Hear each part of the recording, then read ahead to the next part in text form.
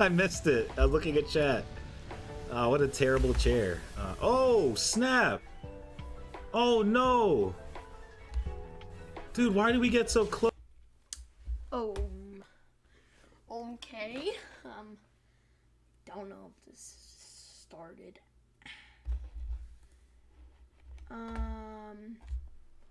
We are live. So basically, we have I'm gonna be showing a stream. Wait a sec, does that show the stream key? Okay, it doesn't, which is good. We can't have y'all knowing the stream key. So basically this is a stream I'm watching of a dude shiny hunting Kyogre. He's cool. Do this.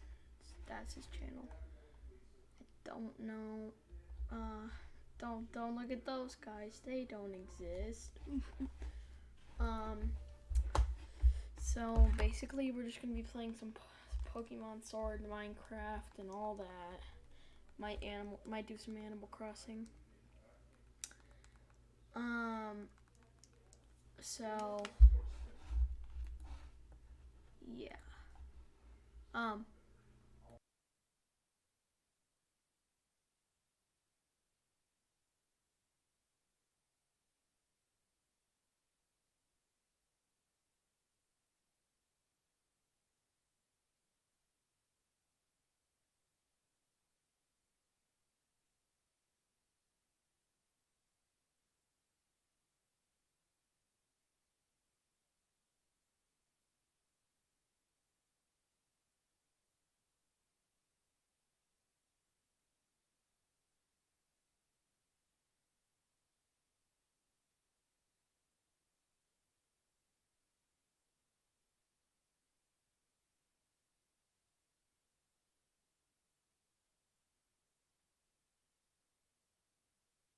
Please give me 4 Pokemon to replace Lugia in the bottom left corner. First come, first serve. Go, go, go.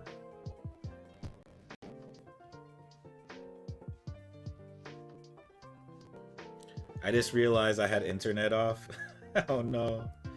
Nidoking, Joltik. Alright, polls are closed. Thank you. Nidoking, Joltik, and Graplock. Alright.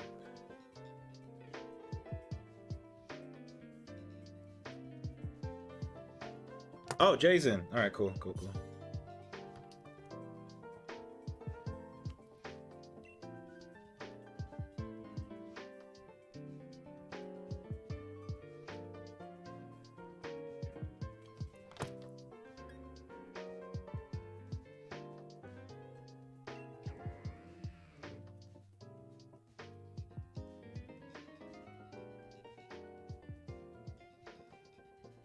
Oh, excuse me.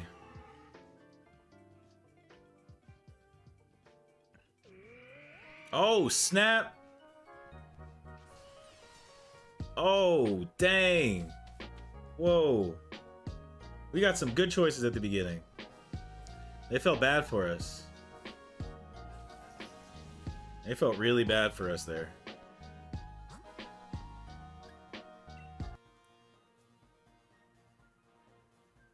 I am still listening.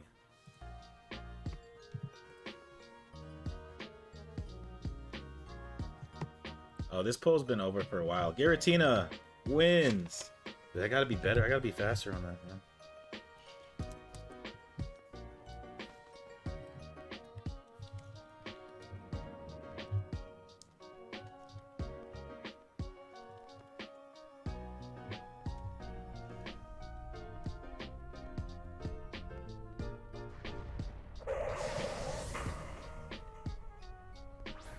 Thanks, Dark Litten. I appreciate that. Thank you.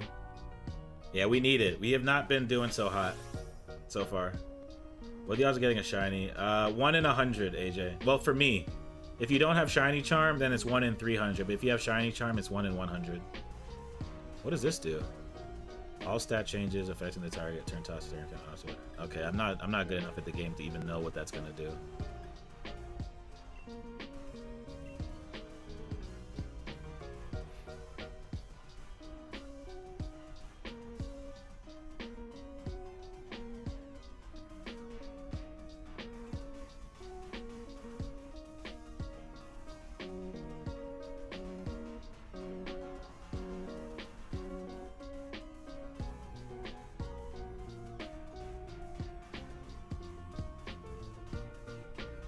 Yeah, I think they're good odds, even though it takes a while. I forgot again.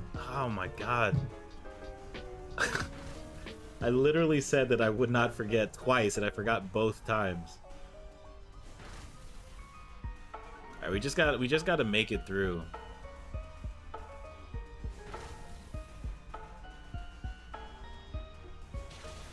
Ooh, nice.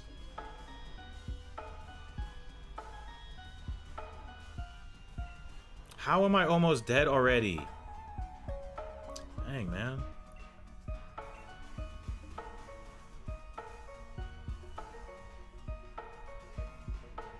Well, because then it covers the hearts. That's why I have it over here. It covers the hearts. And it covers everybody's stats. That's why I have it on this side.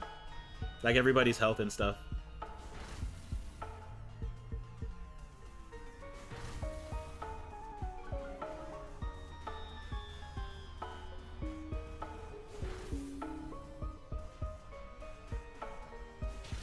Four times weak to bug. Oh, that's not good. That sounds pretty bad, actually. I'm back. I just set up a scene. You can see.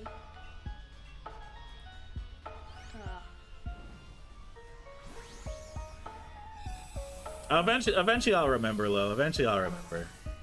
And then it won't be a problem anymore. Because then if I forget to move it over from the left, then that's gonna be another thing. Someone take it. Wait, I'm just gonna be messing around with translation. Should I? I'm gonna take it then, because I'm about to die. Okay. So we have the switch. So now we can actually start.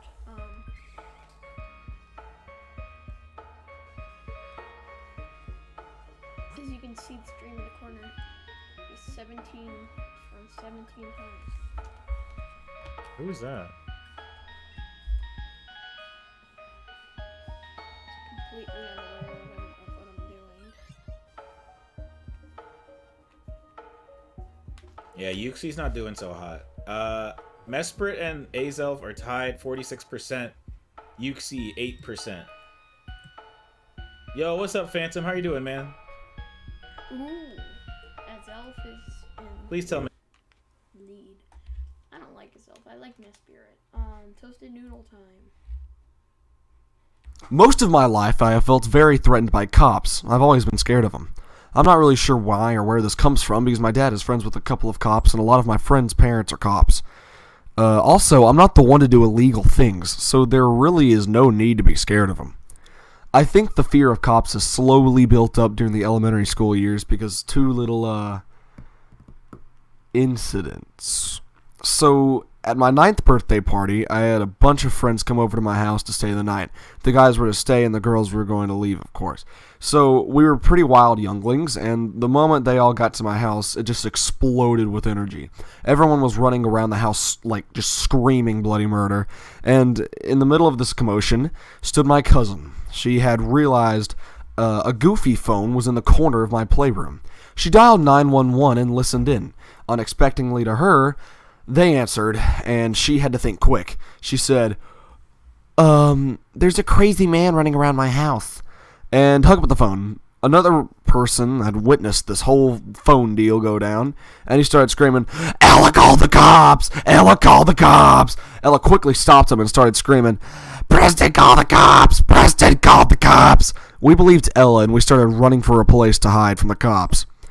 We soon heard a knock at the door, and a policeman had showed up and lined us all up and gave us a well-deserved lecture. That certainly increased my fear for cops. When he was talking, he kept looking at me with the most threatening and serious faces, and that legit scared me half to death.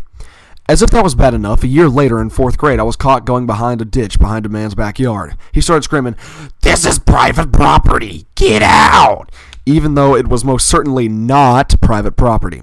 So this dude calls the cops, and I ran off to my house with a foam SpongeBob bat in my hands. Get it? You can kind of tell this is the same day. Okay, whatever. I got to my house and only to see I was locked out, and all the girls in my neighborhood had basically taken over my house and locked me out of the house, my own house. I hid behind a trash can from the cops. I was really scared. Since then, my fear of cops has decreased pretty dramatically, But there was this other time where we saw a haunted old cabin.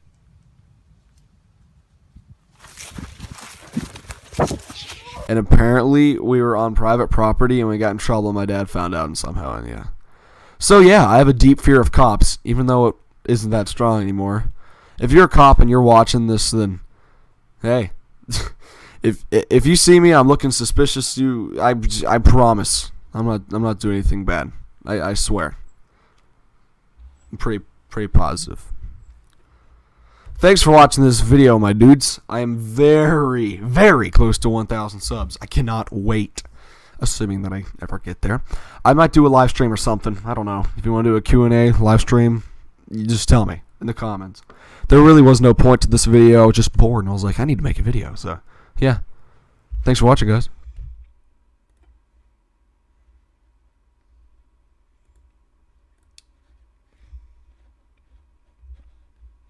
So,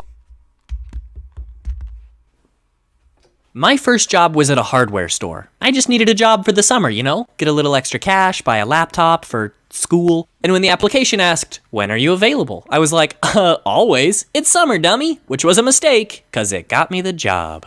On the first day, we did the whole orientation thing. They taught us the history of the company and how to use the registers. This was my first job, so I had no idea what to expect, and I really wanted to do well. So I was paying close attention and taking notes. I don't want to brag, but I'm pretty smart. I graduated high school a whole year early, so I know how to pay attention. Fun fact, the first store in the chain I worked at put empty boxes on the top shelves to make it look like they had more of everything in stock. I know this because I paid attention. Early on, I was scheduled for the opening shift, so I had to be at the store at like 5:30 in the morning. There was a strict protocol for opening the store. Everyone was supposed to wait in their cars until the manager walked outside and signaled for them to come in. If he didn't walk out by a certain time, we were supposed to call the cops. Easy. The only problem was, they didn't tell us that during orientation, and I know because I paid attention. So I showed up early, parked my car, and headed to the building. There was another employee out front watering the flowers. I went up to the automatic doors, but they didn't open, so I thought I'd ask the flower guy. And he was like, when did you say you were available when you applied for this job? Which was a little confusing. I wrote always, how do I get inside? And he said, my nephew tried to get a cashier job, but he's got class on Tuesdays. Okay, but the doors aren't working, so... Then he told me to just go bang on the doors a bunch because the manager probably forgot to unlock them. So I did, and guess what? The manager came out and freaking yelled at me. When I told him nobody ever told me about the protocol, you know what he said? You must not have been paying attention.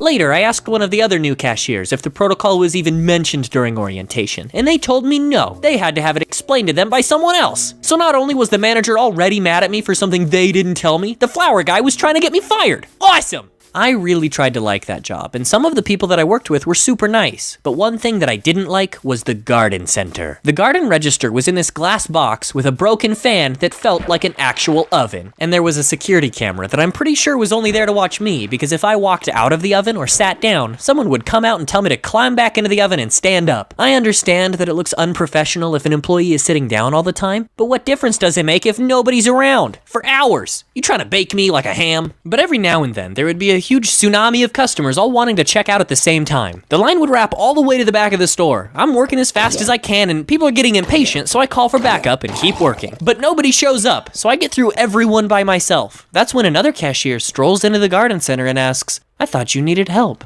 I did, 30 minutes ago, but that pales in comparison to the customers themselves. First, I don't know how to fix a house, but the minute I put on that apron, everyone expects me to be some kind of skilled craftsman. I got paid $8 an hour. Do you think they taught me how to fix a bivalve? I don't even know what that is. So guess what, old people? Don't get mad at me when I don't know how to replace your water heater. I'm a cashier, not a plumber. One time, this old lady was unloading stuff from her cart onto the counter real slow, and I had scanned a few things, but I had to wait for her. Not many people know this, but cashiers are timed from the moment the first item is scanned, and I didn't want this lady to hurt my numbers, so I hit the button to start over. She saw me clear the screen and started yelling at me for slowing everything down. She was so mean for no reason. Actually, you know, this was like 5 years ago. She might be dead now. Good! At the end of the summer, I was so ready to quit. I'd only been there for a couple of months, but a guy can only take so much abuse, okay? And on my last day, I realized, I can do anything. What are they gonna do, fire me? Here's a little secret. Cashiers where I worked could reduce the price of anything up to $50 without needing a manager's approval. I was so sick of being abused by customers that I initiated Project Give everyone 10% off so they wouldn't yell at me over insignificant things and my last day wouldn't suck as much as it would otherwise, because seriously, people are so mean to cashiers. Why do they do that? .com. I kind of felt like Oprah. You get 10% off. You get 10% off. I'm invincible. Everything is free. Ha ha ha. It was a good day. Since I posted my last video, I've gotten 120,000 subscribers. At one point, I was the fastest growing channel in the world. Which is terrifying, but also amazing. All I can say is thank you to all you weirdos who thought it was a good idea to subscribe, and to James from The Odd Ones Out for sucking at Tetris. I lost. Yes! Yes! I'm also flattered that people are sending me fan art. Some kid even built a shrine to me. Which is actually troubling. Stop it. Get some help. I'd like to post a video every week, but there's no way I can get a full animation done that quickly. So I'm thinking I should shoot for something like what James does, alternating between telling a story and doing some kind of quick one-off video. But I don't know what that would look like, so send me your ideas on Twitter. I'm always on Twitter. Did I mention I have Twitter? Follow me on Twitter.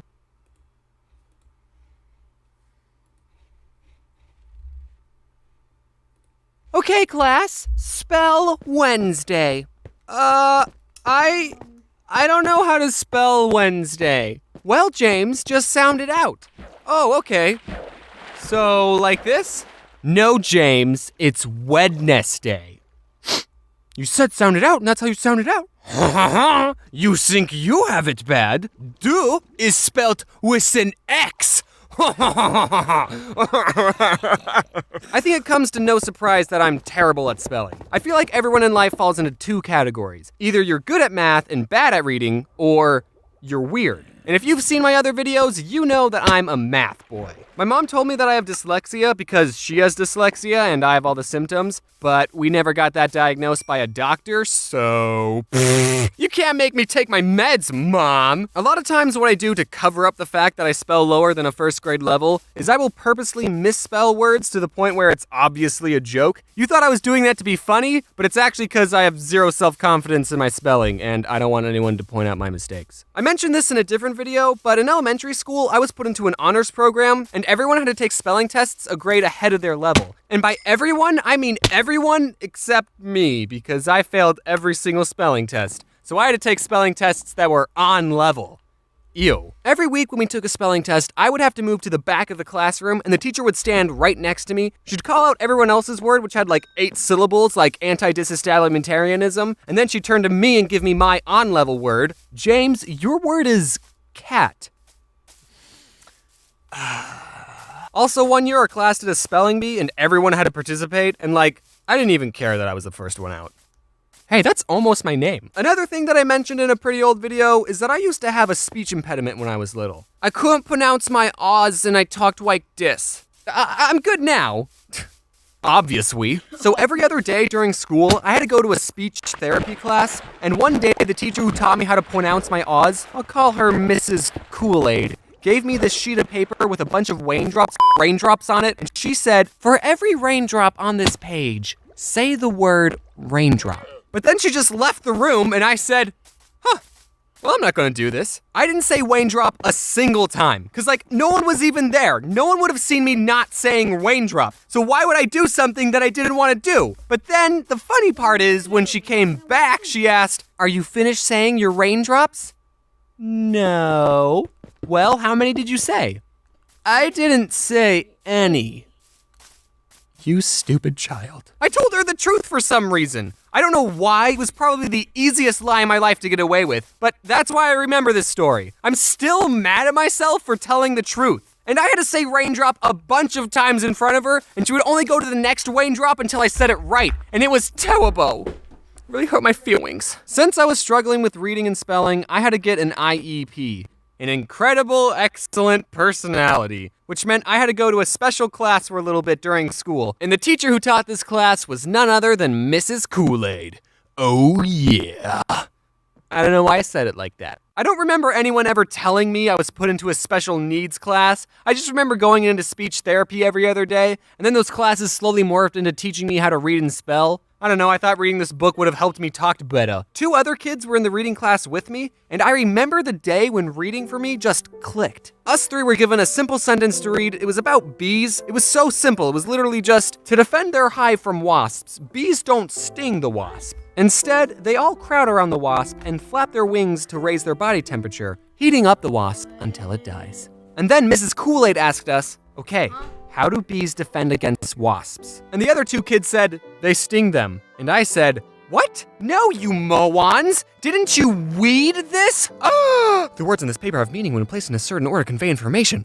Also, I never want to get hugged by a bee. So I was in these classes all the way until the 6th grade. I was getting better at reading. I still wasn't great, but I was getting better at it. And one day, Mrs. Kool-Aid said, you know, James, you should try competing in the Battle of the Books. Battle of the Books?